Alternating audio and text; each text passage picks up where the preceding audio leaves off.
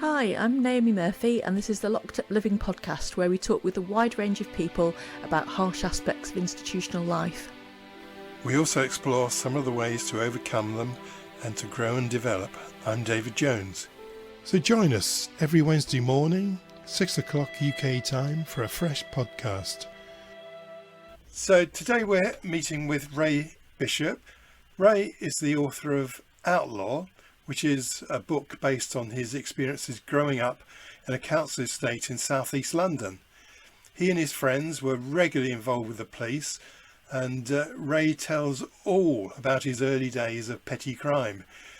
He was dispatched to notoriously violent youth detention centres, where he was further criminalised, and he graduated with flying colours to a career in London's underworld as an armed robber, a drug smuggler and a people trafficker.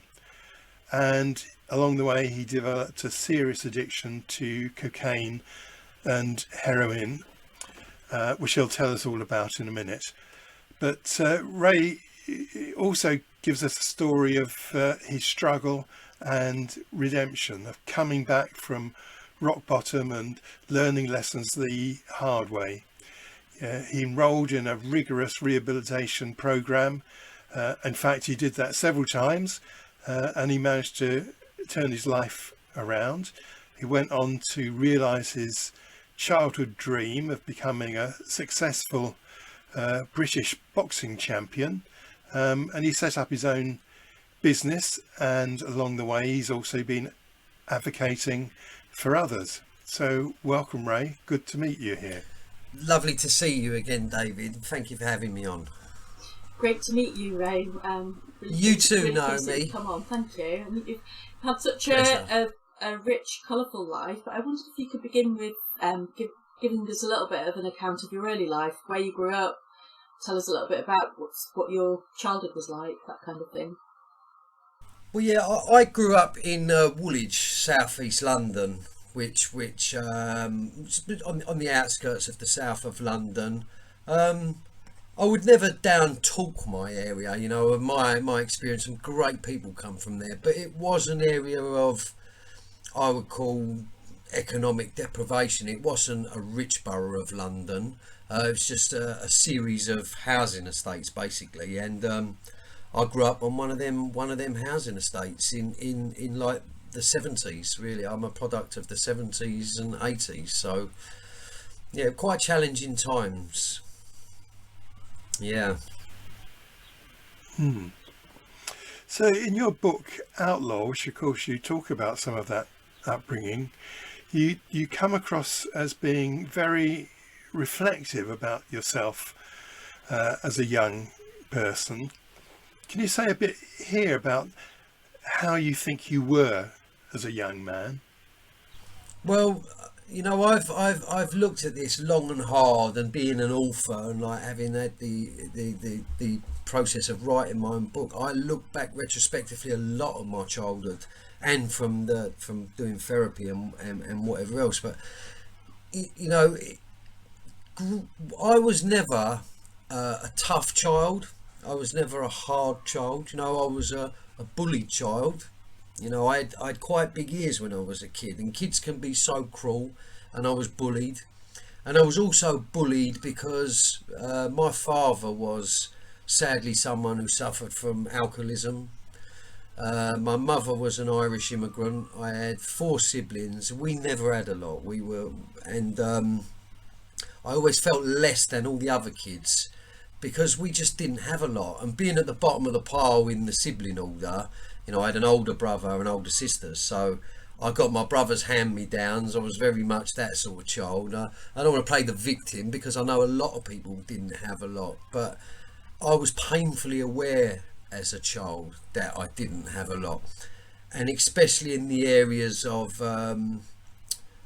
sort of nurture and love. You know, that was sort of non-existent. My dad sadly was quite a violent alcoholic. My mum was quite neurotic. And I remember being hungry a lot as a child, and the first thing I'd done first sort of criminal thing I ever done, I remember when I was a young child, was I stole a Mars bar from a newsagent's. I'd done that because I was quite hungry, believe it or not, and I'm not playing the poor me, but that was the reality. You know, I was quite hungry, and I remember stealing a Mars bar, and it didn't feel good. I didn't feel that it was the right thing to do. I had a strong moral compass, you know. My mum was an Irish Catholic, and that was a very strict upbringing, and that sort of moral compass was installed in me from a young age. Very strict, authoritarian. If you do wrong, you're going to hell, and I believed that, you know. So I wasn't, you know, I don't believe I was born criminal or with criminal intent. You know, I think, you know, like I say, my first criminal act I still remember, and it didn't feel good. Yeah. Yeah, so that's interesting. You mentioned that you were bullied. Was that at school, or was that around the estate, or everywhere? Well, yeah, I mean, at school, around the estate by the older kids. You know, when you grow up in an estate, it's not like growing up in semi-detached houses. I think everyone sort of lives on top of everyone, and I think that can be quite a damaging, toxic environment. I think everyone needs a bit of space, and when you're a kid, I never had that, so I didn't have a place of sanctuary. I shared the room with my brother as well, and my brother was quite, you know, the sort of the toxicity in my family sort of trickled down. You know, the bullied becomes the bully, etc., etc. So my brother was quite harsh and bullying, and I shared a room with him, so I never felt I had a place of sanctuary indoors.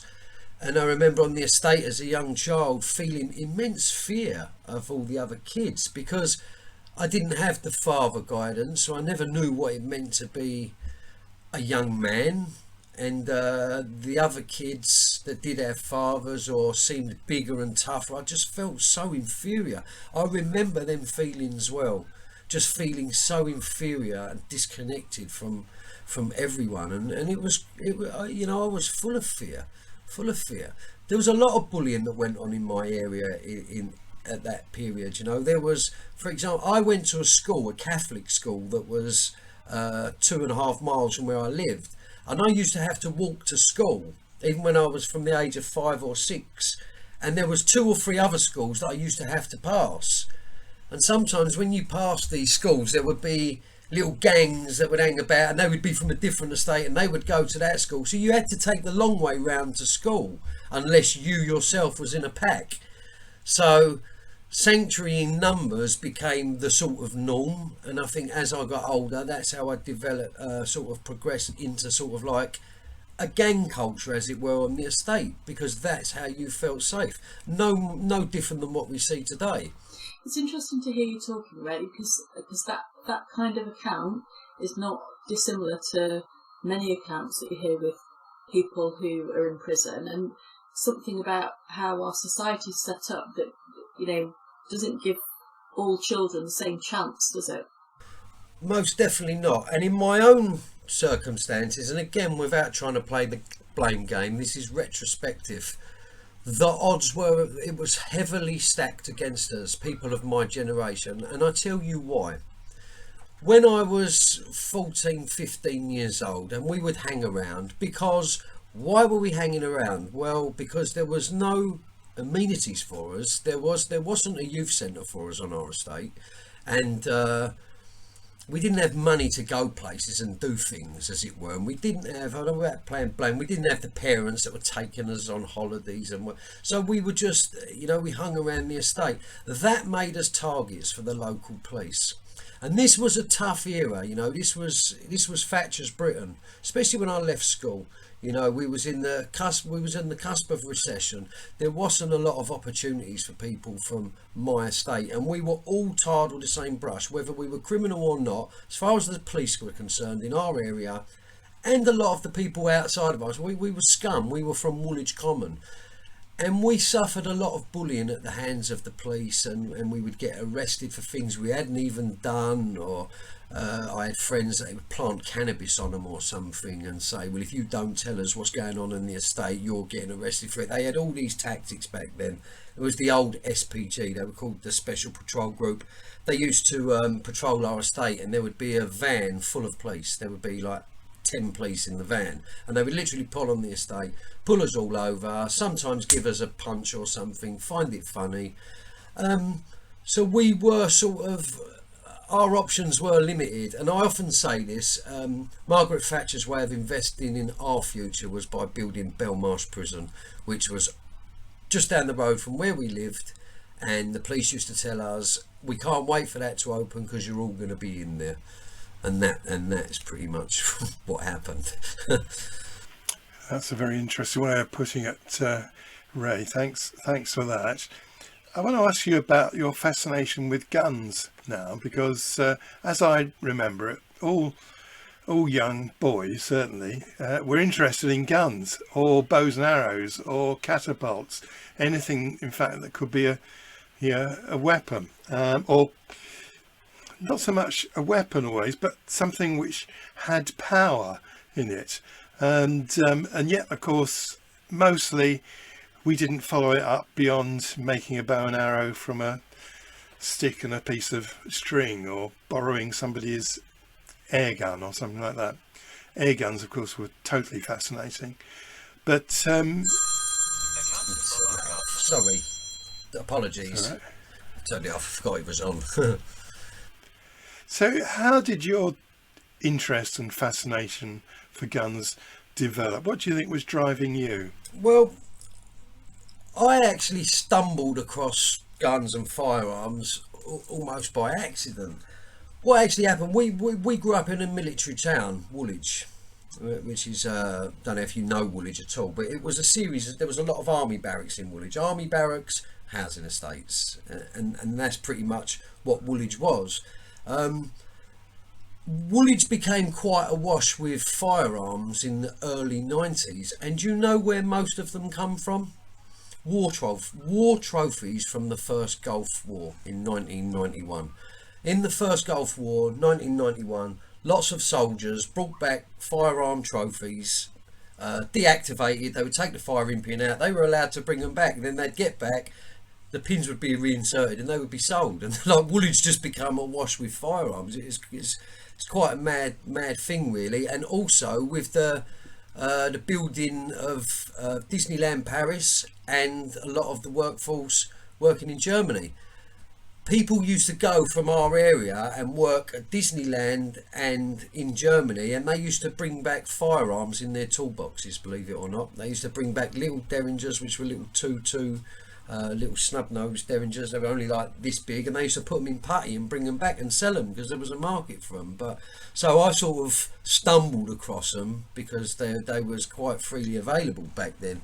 But we had a fascination, I think I had a fascination at a young age with the act of sort of armed robbery. And the reason being is because I came from an area where the people that we looked up to, the older generation, was the people that were robbing the security vans and whatever else, because they used to, I mean, it was criminally, it was the ultimate goal, wasn't it, to do that one job and get that amount of money which would set you up for life, which it never ever did any of them people, and it never would have us. But you sort of aspired to that because you had nothing else to aspire to be. You were caught in the criminal trap, you were tarred that way, you felt that was your lot. Well, I did at the time, and you did, and I aspired to be like them people, but we never were them people. And what actually happened at the back end of I think it was 1988, 89, 3 people from our estate got shot by police, 2 all robbing the same security van, 2 got shot dead by the police, and my third friend, as he turned to run to the getaway car, the police shot him in the back. So it was pretty much an execution on the police's part. That's how it was back then. And people think, when I say that, they think, oh, you can't say that. Do your research. Douglas Hurd was the Home Secretary at the time, and he ordered the police a shoot to kill policy because to bring the armed robbery rate down. So what happened is the more organised armed robbers sort of, they carried on, but the crazy people like us and our little crew, we never progressed to that point because we were desperate and chaotic and but we wasn't organised like them because the police had put a stop to it with their shoot to kill policy. But the firearms were, like I say, readily available, and back then, you know, I can only say with hindsight is that they did make you feel empowered. And I hate guns, I hate all weapons, and the message I would ever say to anyone, having been someone who's held firearms and held loaded firearms, you may think you're in control of that gun, but that gun is in control of you. You are not in control of that weapon. You know, it's an extension of self. Hurt people hurt people. And I can say this from spending a lot of time in maximum security prisons. And I know one particular friend who shot dead a Securicor van driver whilst committing the act of armed robbery in Manchester. And I said to him, why did you do it? And you know, he had no answer. He didn't set out that day to kill that security guard. He almost said that gun went off by itself. You know, it was just an automatic thing. Because I've been asked this when I've done other media stuff. Would you have shot someone during the act of armed robbery? I would never have set out intentionally to, but I can also say there's no way I could say whether I wouldn't have done with an adult head, you know. And that's why, you know, there's a reason why police officers, military people, they have extensive training before they put these things in their hands. But people on the streets, be it a knife, be it a gun, you know, if you've got a damaged person and they're holding that sort of instrument of death, it's never going to end well, is it? You know, and I can say that, you know, with experience. Well, it's really interesting what you're saying, because it sounds as if what you're suggesting is that holding a firearm somehow elicits or provokes a kind of psychological process whereby one feels both more powerful and more enabled to exercise power in a particular way. Yeah, but that sounds quite primitive. It sounds as if it's almost a primitive level reaction. most definitely. And I mean, I look back now and it's some of my deepest shame and why I am quite instrumental in terms of active engagement and rehabilitation. And as you know, I give talks and whatever else on crime, and I'm very mindful of the victims. And at the time I wasn't, because like I say, hurt people, and when you're in that damaged place, you know, you commit these terrible acts, and you have no thought or regard for your victims. It's only looking back now, you know, we were actually quite, you know, really quite menacing at what we'd done, because you become experienced when you commit robbery. I mean, when you get people who run into say for example a bank and shout like you see on the movies, this is a hold up, this is a robbery, that's actually quite Captain Caveman, quite sort of amateurish. But when you hone your art, it's actually more menacing. And I've heard this in a victim statement when I've been convicted of an armed robbery. And a victim said what was so menacing is he was so polite and so friendly. It's like you don't need to be menacing if you have enough, if you command enough authority with that weapon, if it's an extension of self. The people are more scared and intimidated that way, which is not, I'm not making it right, but you know, having known plenty of armed robbers who have done, you know, I've seen the impact it's had on some people. It's pushed victims into alcoholism. You know, I read a statement once where somebody ran into a post office and the teller behind the counter actually wet themselves. You know, it's a horrific, dare I say, disgusting crime. It's something I have deep shame that I perpetrated them acts in the past. You know, it's a disgusting crime. You're clearly in touch with the impact on victims of experiencing that kind of thing from your account. How do you think you disconnected and switched off from that because I'm assuming you weren't dwelling on those sorts of things as you were carrying out armed robberies? No. Well, I think, like I say, I've had the experience of therapy, etc. But I say this to people: conscience becomes a fierce pursuer. people who have lived that life, unless you are a complete total psychopath, which I mean, I'm not an expert, but I believe a very, very small percentage of people actually are. Unless you're a complete psychopath, you go away from these acts, and you do feel bad, and you do feel guilty, and it's sort of like, I look on it as a form of self-harm. You know, you're in so much pain when you're actually committing these acts yourself, because these acts are acts of desperation, whichever way you want to dress it up. You know, at the time we believed we were, in our area, we were the chaps, the faces. We believed that nonsense, but the reality of it was, in my own case and those around me, it was just sheer acts of desperation, what we were doing.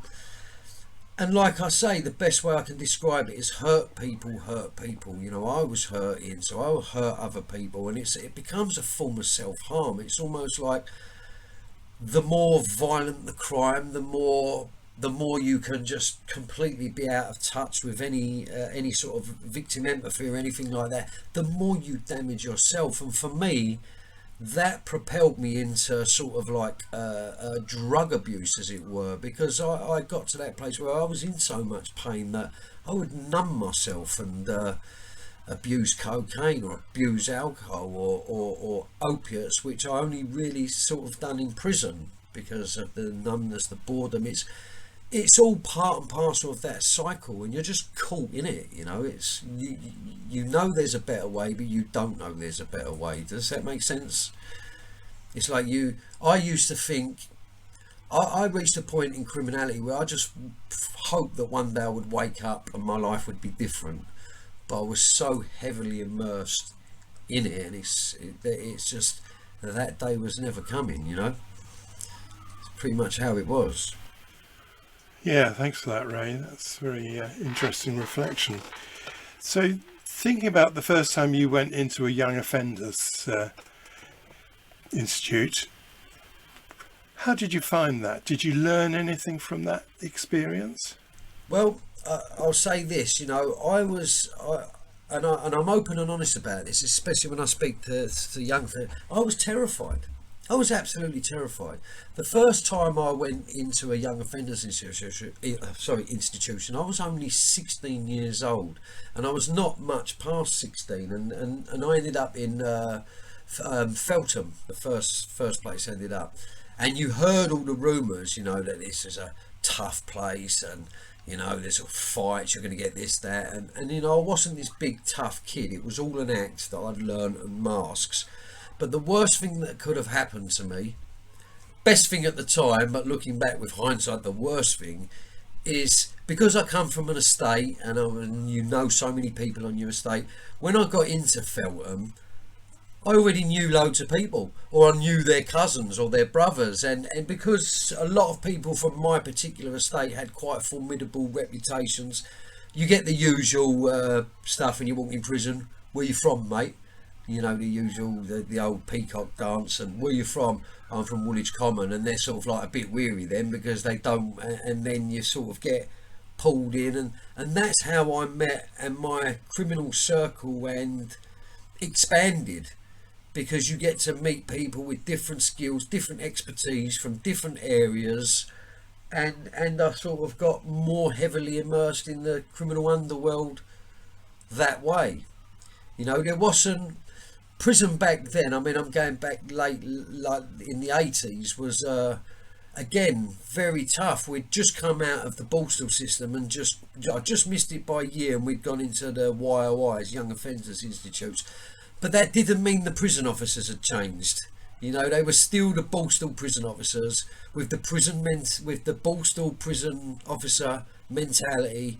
Most of them were ex-army, ex-military, and these were very harsh places for a young person. And I think people like me and a lot of other fellas that I know from that era, it actually quite damaged us. It quite damaged us. We'd already come from broken, unloving homes, and to be put into such a harsh, oppressive environment, you know, I think I can only say for me, it damaged me and hardened me, and I still carry scars from it today, I feel, from spending quite a long periods of my young life in them sort of environments. Yeah, I mean there was no care. I mean I suffered from terrible anxiety and panic attacks when I was 16, 17, and I never knew what they were. And I think it's because when I left home, I had absolutely no direction. I wasn't heavily immersed in the criminal world at this time. I was sort of doing petty crime where intervention would have been perhaps possible. But I suffered from terrible anxiety and panic attacks. And I remember being in Feltham Young Offenders Institution as a young man and getting panic attacks and not knowing what they were, but not knowing who to talk to, what to do. And I remember saying to a prison officer once, I didn't want to come out of my cell. I was getting like agoraphobic, and he forced me out of the cell. He said, "Come on, you've got to get out, or you're nick, whatever." Just total. No compassion, no nothing. You know, it was just a brutal, harsh regime. You know, and that's how it was. Very, very different to how it is today. You know, but that hardened me, and it hardened me in my resolve against prison authority, police, judges. You know, I was very attuned as a young man at the injustice of it all. I felt like society was really against me, and in some senses it was, because we saw what went on. We witnessed police corruption. We witnessed corruption in the judiciary from a young age. You know, we were young, naive, but we weren't stupid, and we witnessed these things. You know, it's like I say it in my book, when the police used to stitch us up for things, or used to beat us up for no reason or whatever. You know, who were you going to complain to? The police?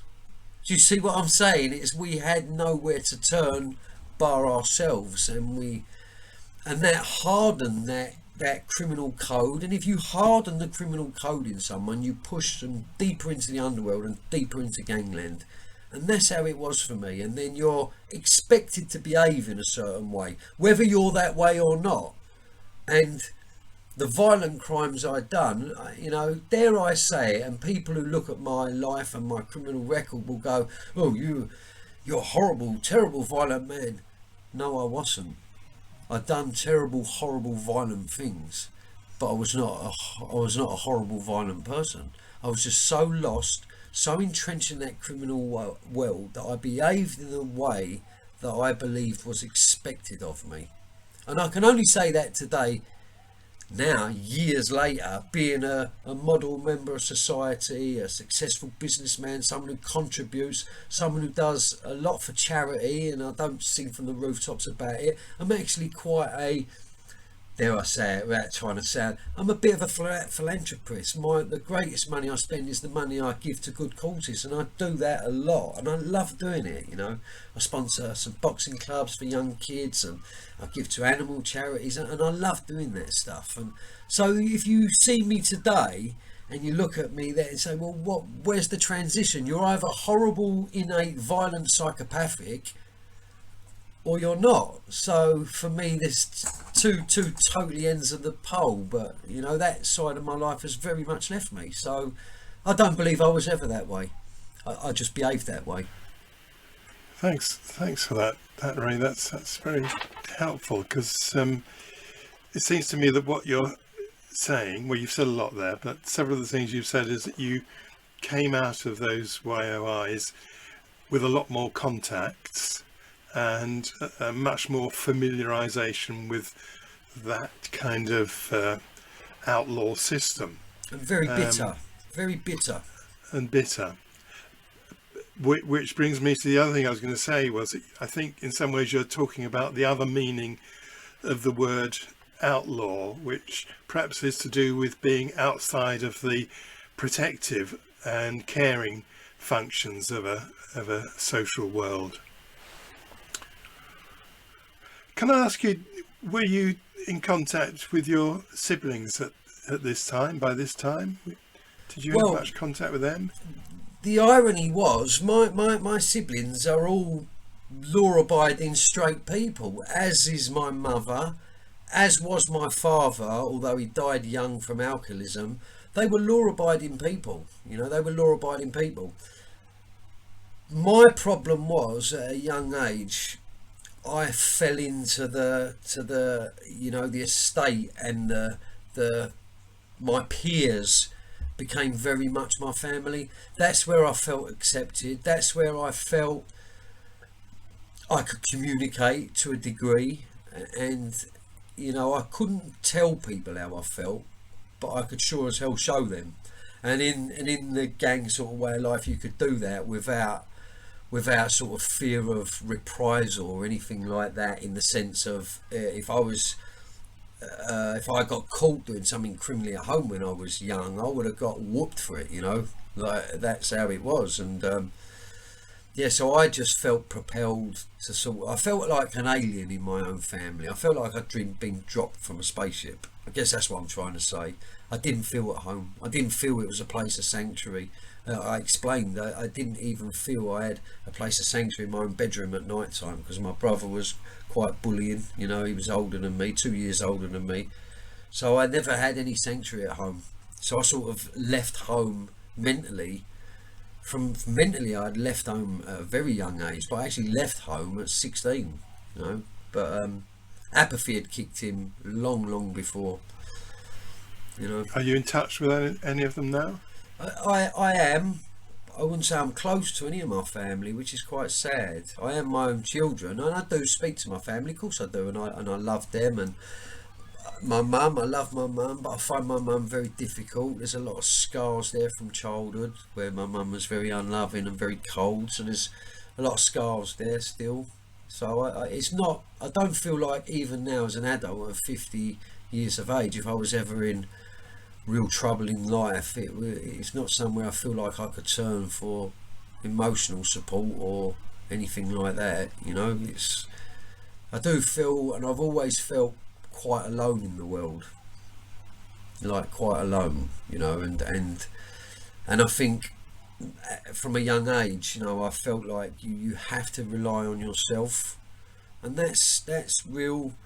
It's quite sad when looking back, that as a young man, when I was going through all these problems, when I was getting involved in crime, when I was suffering from, I would say, mental illness, because I was suffering from chronic anxiety and panic attacks, which is a clear depressive illness, that I had absolutely nowhere to turn with it, and all I'd done was just act out and became the way I was. Yeah, well, I agree with you, Ray. I think it is very sad, and I have to say I found a lot of your book was quite sad. It's written in a very kind of dynamic and racy style, but of course a lot of it is tragic.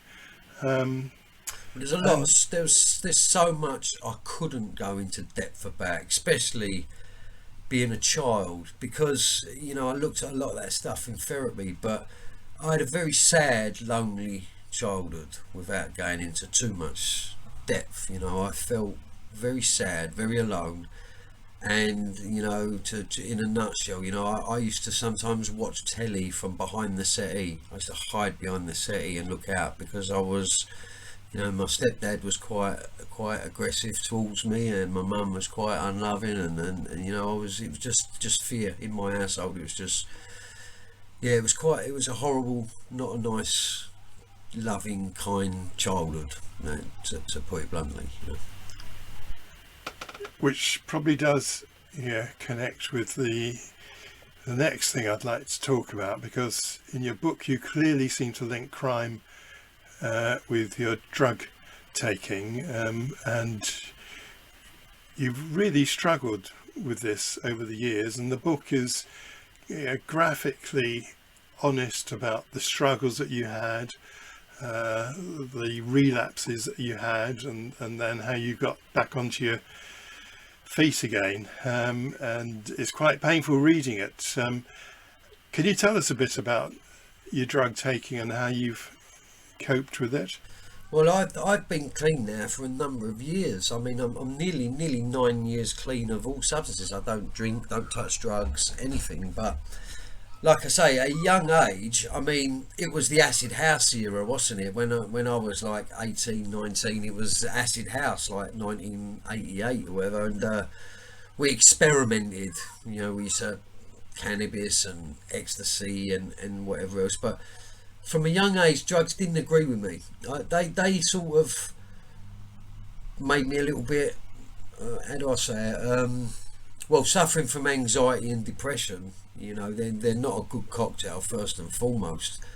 And I abused drugs because it was a form of sort of self-medicating. I know that now. That's why I was abusing drugs. And I look at drugs and drug abuse for me as a form of slow suicide. It's almost like you're committing suicide one pill at a time, one fix at a time, or whatever. And a lot of my drug abuse actually stemmed from prison, and a lot of the prison I'd done. I spent many years in prison, and we would abuse drugs in prison because there was nothing else to do. It was just sheer boredom, and at the time, availability. Drugs used to be freely available in prison, and I abused drugs, especially the sort of opiates and things like that. I abused them in prison. And when I would get out of prison, I would use the recreational substances, because even when you'd done, say when we committed criminal acts and we had what we would call a touch, and you get a big lump of money, you always had this vision that if you got a big lump of money, let's say for example £10,000, I'm going to use that money to sort my life out. But you never do. What you do is you end up going off and going to pubs, drinking, having well feathered meaning friends or whatever that never buy a drink. You sort of lap that up because you're getting a bit of attention, and you end up having cocaine and everything else. That's how it was. It was a cultural thing for me in my area. Drugs again, like they were just so freely available, and it was just the norm. Everyone done it, or at least everyone in my circle did. I didn't give it a lot of thought until it started causing me immense problems in life. Apologies. Like I say, it just became the norm. But then for me, I started to develop psychological problems as a result. They was already there anyway, but the drugs only ever amplified that. And I think, especially depending on your personality type, on my own personality type, when I took things like cocaine and things like that, they made me psychotic. With hindsight, I can say that. I became very volatile, very dangerous when I took these substances. But you still felt powerless, and you still continued to do so. Yeah, never a good cocktail. No, I think in your book you describe how you began to feel all powerful, omnipotent, that you knew best and you could work your way through anything through drugs, which must be a very powerful sort of feeling to have. How did you manage to lose the habit of doing that? Well, to start to grow up emotionally, and for me that was the therapeutic journey that I was privileged to do. That was the start of it. But to grow up emotionally, drugs and drug abuse is very much a head thing. There's a reason why people say I want to get out of my head, because it's the crazy head. That's what we're trying to numb when we abuse drugs. And you also have heard the term with drugs, I've got to get a fix. Well, what is it we're trying to fix? And I explain it like this: it was like a massive hole in the soul for me. Remember I said from a young age, I felt lonely, frightened, afraid. So I chose to live life in my head, and any emotions that came up, I wasn't prepared to deal with them, wasn't prepared to look at them, and it's just numb them out. And people that do that tend to go psychotic and behave psychopathically, because you're just so out of touch with your own emotional world. And I think for me, the acknowledgement of the emotional world and to learn and grow with that stuff has took away from me the need to get out of my head. So I choose not to, even if I could today. I would rather go through life feeling than thinking, because thinking is just the path to destruction for people like me. But to go through a world with some sort of emotional, to feel my way through the world, as it were, you know, it's been for me the best thing, because I found, and I continue to find, the person I always wanted to be, you know, which is quite a nice, kind, caring, compassionate person, and most importantly, I can say hand on heart, someone who has immense empathy today. Immense empathy. I couldn't do the things today that I used to do. And I look back at some of the things I've done, and I sort of, it's almost like I think, who was it? Who was it? You know, who was that person? I say in my book, don't I? I say that I felt like at times I was possessed by an evil spirit. It's like I would do things and afterwards go, why did I do that? Or how did I do that? Or think I didn't even know I was capable of doing that. That's how bad the compulsion and propulsion system in someone living in that way can be, you know. And they say, don't they, like you can't kid a kidder. And the one person, like, fellow cons can't kid fellow cons. And I've spent a lot of time in high security estates and with a lot of people that have committed acts of murder and whatever else. And if you read about these people, you would think, oh, they're... But when you actually get to know them and see them, you know, I wasn't that dissimilar from them. Just for them, it came out in the act of murder. For me, it came out in the act of repeat offending. And repeat violent offending as well. And it's sad, you know, sad. Yeah. Thank you, Ray. Can I ask you about your boxing? Because you had a boxing career. Well, let me finish what I'm going to say. There's actually a 14-minute clip of you boxing on YouTube. I don't know if you're aware of it. I think it was in 2013, and it seemed like a very tough way to spend your life, Ray, particularly at that time, because you weren't a young man, were you?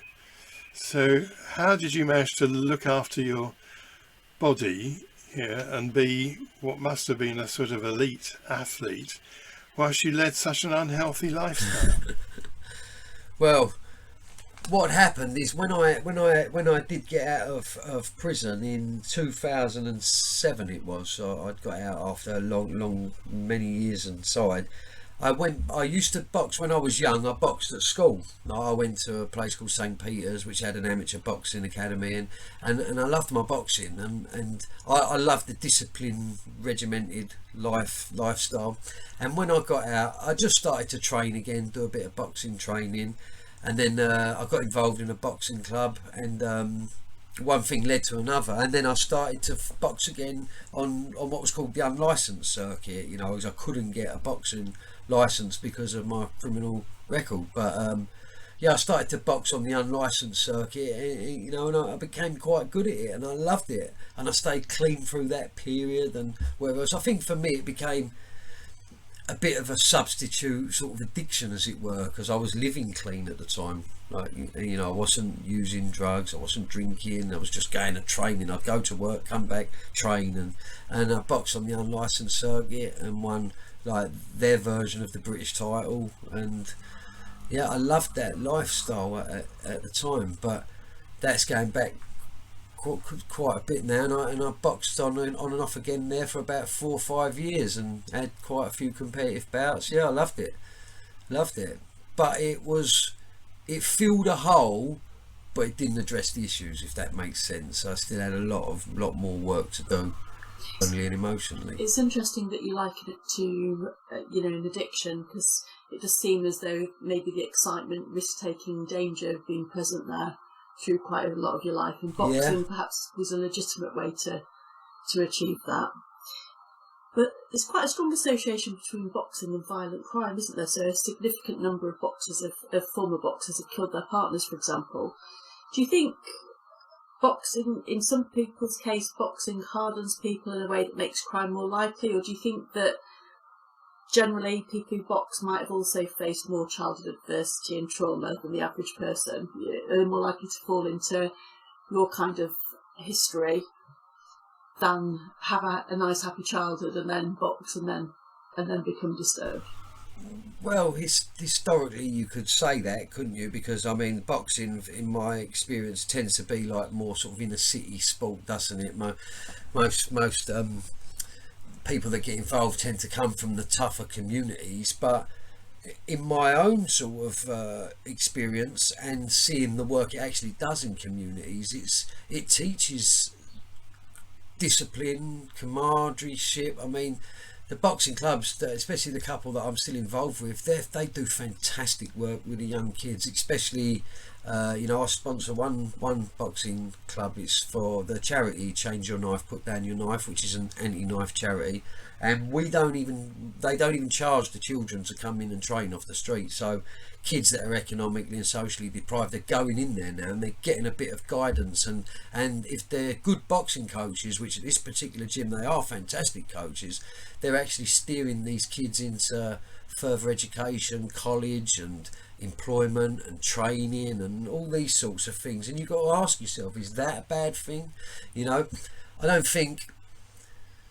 I think, in my own experience, knowing a lot of boxers, and where boxers tend to be the least violent people, and although you could say, well, some ex-boxers have killed their partners, well, so have IT technicians, so have solicitors and all sorts, and police officers, and in all sorts of professions, that stuff goes on. I think that boxing is very much, I very much fall into the sport aspect, but I'm around the whole the psychology of it, the mental side of boxing, and I think it teaches discipline and self-control, very much so.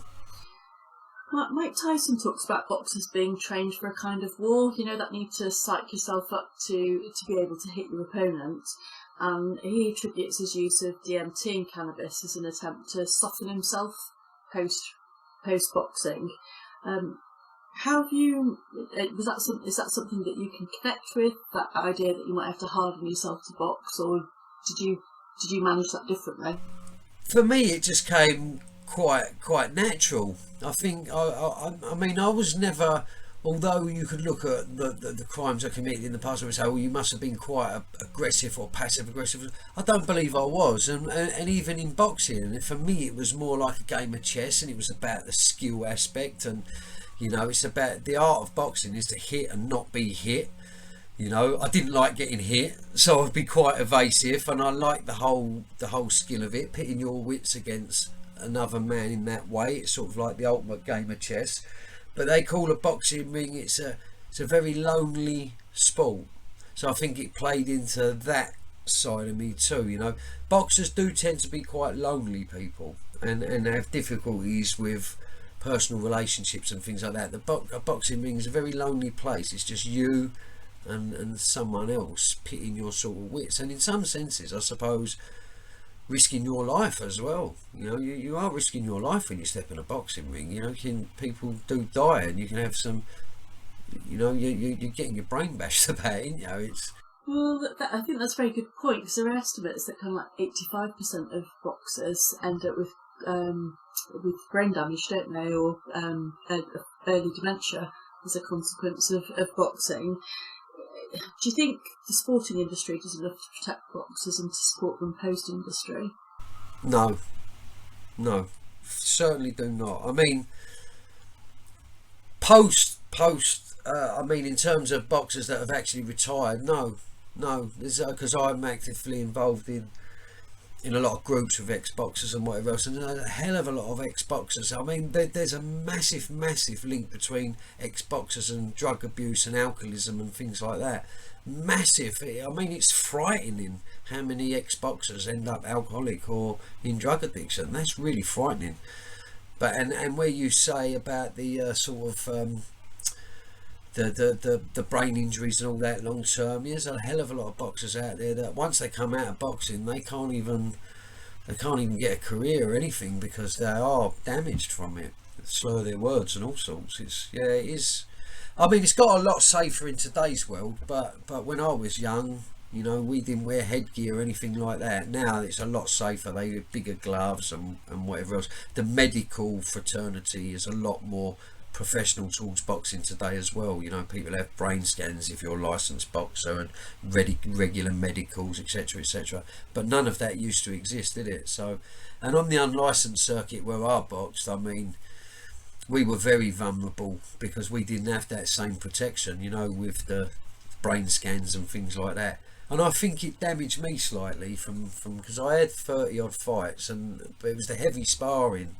Because you see the people have the fights, but for every fight you might have sparred 200 or 300 rounds in a gym with no protection, and you know, so yeah, I think it did damage me slightly. I do get I do struggle a bit in my memory sometimes now. I don't know if that's from the boxing or I say the wrong word to things sometimes. Like I call a shop a different name, and I think that's a little bit of boxing, yeah, or drug abuse, one of the two. Well, you highlighted that connection in terms of drug abuse and alcohol, and that's not unique to boxing either, is it? Other elite athletes, when they retire, struggle with that transition into retirement and going from having a lot of very positive attention and all the thrill and excitement of whatever sport they are, but in boxing it's very much focused on that one person rather than a team sport where you share that. And I wondered how you were coping with that, because obviously you've had quite a lot of excitement in your life, and then now you've retired from boxing in terms of actively doing that. So how are you getting your excitement now? How do you cope? I'm still feeling lost. I'm still quite involved with it. I actually go once a week and do a little bit of personal training still with a professional boxing coach, and I do a bit with him, so I still feel like I'm doing something, and I get involved. I go to a lot of boxing shows and stuff like that. But I think for me, because I'm in business, you know, and I've found sort of my vocation in business, and I've actually become quite successful in what I do. You know, I own and run my own scaffold company, and I've really, over the last 5 years, gone from strength to strength with it, and it takes up most of my time, you know, and I find that I don't really have much time to do a lot else nowadays. I work a lot, and I think that sort of filled that void, as it were. It's almost like there's a desire in me, because I messed up so much in my life, especially the first half, to sort of like try and make something of the second half. And I've sort of matured, perhaps too late, but I've matured now to a place where I'm sort of thinking long term as opposed to short term.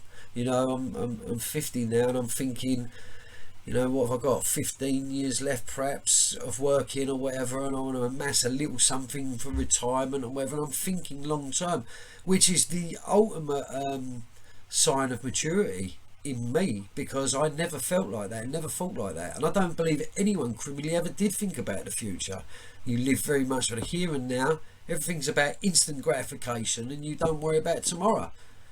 You don't save, you just, whatever you get, you think, well, I'll do you know, they say that easy come, easy go. It's, you get one lot of money, you think, well, once that's gone, I'll do something else. It's just, you really do live in that crazy immature way where you're never thinking about the future, you're never thinking long term, whereas today I am. Sounds like you might be getting some excitement out of entrepreneurship as well. You know, the fact that you've built a successful business that feels like an achievement.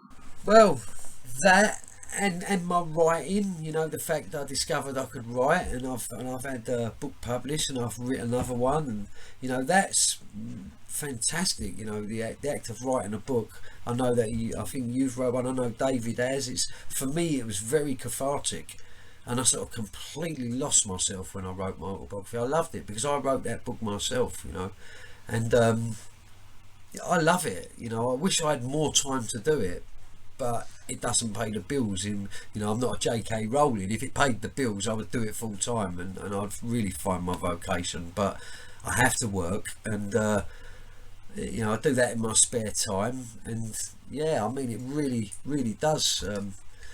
Work very much has filled a void in me, because I've wasted a lot of my life not working. you know. Yeah. You've given us a lot already, Ray, but I want a bit more, if I may. You've talked about maturing. The way you put it was maturing later than you might have wanted to. But I think in your book you described very powerfully how, for you, recovery wasn't a one-off thing. It was something you had to kind of get back into time and time again, actually. And I wonder if you could tell us a bit about that journey. What started things to change for you? Well, I think what really started things to change for me, obviously when I received that long sentence, but for me very much so, the journey began for me in 2003. Right, when I made the decision to go to Grendon and do some, actually look at myself, and I think that's very much how the journey started for me. You know, I didn't get it sort of first time. There's been peaks and troughs, and it's almost like I had to make the mistakes to realise, to sort of like, for the things I learned to kick in, as it were.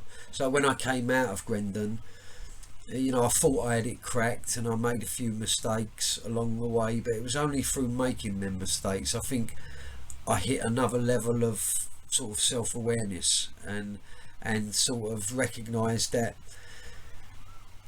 some things, there's factors out of your control. If you don't work it out, you'll act it out. Does that make sense? And I really had to sort of, my mindset sort of changed, so I became quite introspective. So now I know when I don't feel right, there's something going on, and I don't have to act out. I can work through it, or communicate with people. And for me, I've had, you know, I don't attribute none of my rehabilitation to my thinking or personal willpower or anything like that. I attribute to the fact I've had some great teachers along the way and some great support once I became open-minded and receptive to that. And I've made mistakes, but I've learned that, you know, that you have to reach out. No one's an island. You can get support in the strangest of places, and that's how it's came for me, you know. And I've had some fantastic support along the way, and learned a lot of valuable lessons, you know. So it sounds like you've got a really healthy attitude towards mistakes, though, because I think people can often end up feeling quite flawed, can't they? You know, literally knocked over by it, and then feel like, what's the point in continuing? Whereas it sounds like you decided to make lemonade out of lemons and take the learning out of the situation so that you could be stronger next time. Well, I wouldn't want anyone to make some of the mistakes I've made, because in my own instances, some of them mistakes have proved nearly fatal, and or could have ended up a lot worse for others, like, you know. But yeah, I mean, I've learned the hard way, you know, the real sort of hard, painful lessons, you know. Yeah, and I continue to learn, like we all do. Yeah. So we've been introduced to your Shih Tzu. Have you got one or two? Yeah, two. My babies. I've got mother and son. Brilliant. Yeah, they're my. I adore my dogs, and I've always loved animals. I'm just a big softy like that with animals. I don't know. So sometimes I think some people see how I am with my little dogs, and they think I'm like the Bond villain with a little cat. Like every psychopath tends to have a small little cuddly dog, don't they? But yeah, I've got two little Shih Tzus. One's got ribbons in her hair. I love them. I love them to bits. They're my world. And I think animals for me, because I share my yard with an animal charity. It's and I'm really actively involved in that. And I think animals have taught me a hell of a lot about myself, and that getting in touch with that soft, kind, nurturous place in me and whatever else. I speak about it in my book with my budgie that I had in Grendon. I had a budgie Vigar in Grendon for 2 years while I was there, and I really loved that budgie, and I learned to adore him.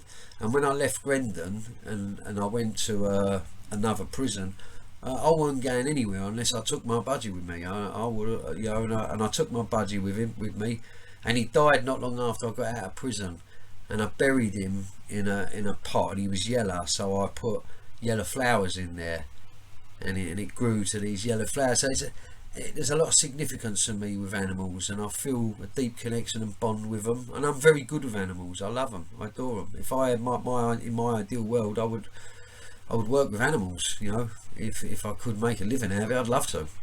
You know, I love animals. And do you still have contact with Sam, who you speak about very fondly in your book?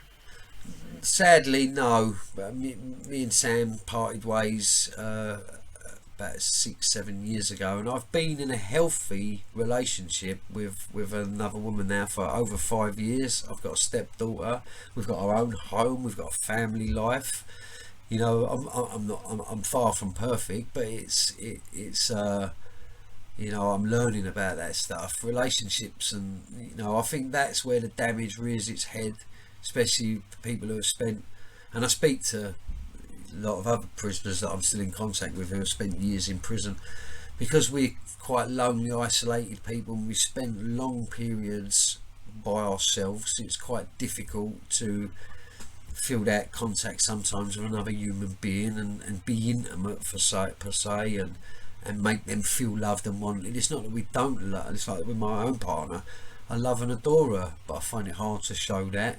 You know, it doesn't come natural for me, it doesn't come easy. Doesn't mean I don't feel it, but the actual expression of it doesn't come easy. You know, I provide for my family very well materialistically, but she often says I'm quite cold, and I don't mean to be. It's just I don't know no different, and I'm learning that stuff. Still learning, you know. It's but in terms of being you know, she couldn't feel safer in my company, and like, you know, women, children, all that. You look at my past, you would think, cool, who would want to be around someone like me who's lived such a violent, horrible life? But you know, no one could be safer in my company, and that's the truth, you know. And I give that off, and yeah. Well, it's been a real pleasure talking with you, Ray. And I have to say, you know, you're so honest that it's a slightly bittersweet pleasure, which I think is a good thing. Now, you mentioned you've got another book. I think you mentioned you've got another book. Is that coming up for publication? What's happening with that? Well, yeah, hopefully. I mean, I wrote Outlaw, which is my autobiography, which is always about, it was never about anything other than to try and carry a slight message of hope, a bit of a like redemption story. But the second book I wrote, it's called A Smuggler's Roulette, and it's about the 3 years that I was involved in the smuggling world, because I always knew there was too much to tell in such a short book, because that was really much a defining sort of period in my criminality, as it were.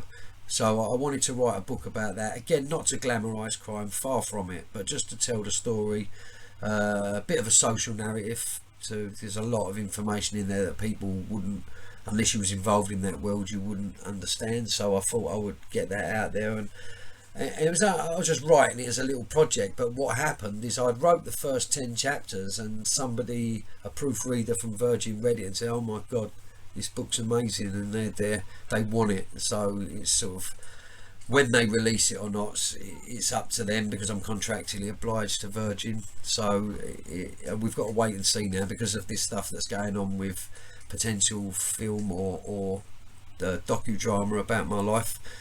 We have to wait now, because they wouldn't want to release it and spoil this. So they say, yeah, you're at their mercy. But I've got to finish it. I'm being pressed to finish it. I've still got a few chapters left to go, but again, I'm working. It's trying to, you know yourself as an author, it's hard sometimes to find the time to do these things. I'm really grateful to you for giving us so much time today. It's been really, really interesting it's talking to you, and the fact that you've been so candid as well, and speak with so much honesty about your experiences. Hopefully you'll come back and talk to us when you've released your next book. That's a pleasure, Naomi, and I know David told me briefly that you've done a lot of great work with offenders, and I respect you for that. And in terms of David, it's my way of repaying my debt, because David was one of the people who's quite instrumental in my own start of my own rehabilitative journey, without going into detail. So Yeah, no, it's my way of repaying my debt of gratitude. Thank you. Always an honour. And you gave me a mention in your book, which I thought was very kind and generous of you. Well, had you not have, you actually assessed me, if you don't mind me saying, and had you have not progressed me onto a wing, who knows where I would be now. I honestly believe I would have probably ended up in Broadmoor, because that's where I was headed. You know, I was that way in prison. Prior to coming to Grendon, I'd had an outburst in Dovegate, and I regrettably attacked 2 prisoners, and when I was in segregation in Long Lartin, which is a maximum security prison, as you know, psychiatrist that came down to the segregation tapped his pen on the side and said, a signature from me and a signature from him, and you're off to Broadmoor. And that's the reality, and you know, that's what could have happened to me. So thank God it didn't. I'd still be there now. Okay, well, we'll look forward to the film, and we'll look forward to the next book. Cheers, Ray. Fingers crossed. Thank you so much. Thank you for your time. Yes. Thank you. Thank you.